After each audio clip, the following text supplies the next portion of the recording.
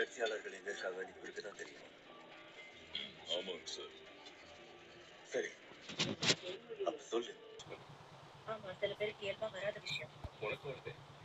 நம்ம கிராமத்துல கொஞ்சம் கூட யோசிக்காம சாம காப்பாத்துறீங்க. அன்புக்காக நம்ம எப்பவுமே உயிரை கூட தரலாம். அதை நான் நம்புறேன். முன்னாடி எல்லாம் நம்பினதில்லை.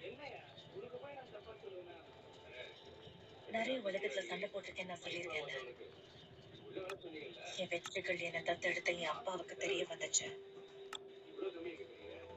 ராஜாவுக்கு தான்.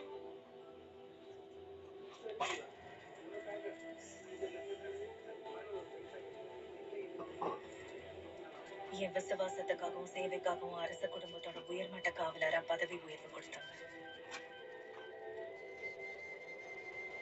இது எல்லாமே என் அப்பாவோட ஏற்பாடு தான். ஆனா அதுல உள்நோக்கம் இருக்குன்னு எனக்கு தெரியல. இளவரசி ஈசாவுக்கு பாடி கார்டா இருக்கிறதுக்கான கௌரவம் எனக்கு கிடைச்சது.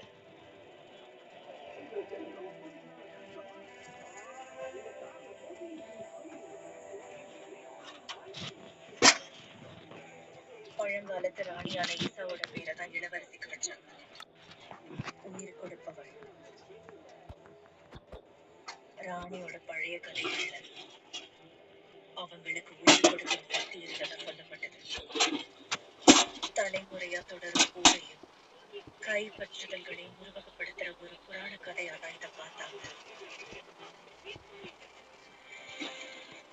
இருந்தாலும் இந்த கதை மக்களோட கற்பனையில் ஆர்வத்தை ஏற்படுத்துச்சு. அதனால அதே சக்தி இளவரசிக்கு, என்னோட இளவரசிக்கு இருக்கலாம்னு நினைச்சாங்க.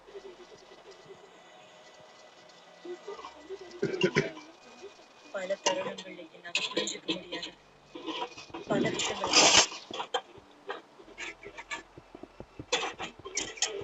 அவங்க ரோமாவை நினைக்க வச்சாங்க.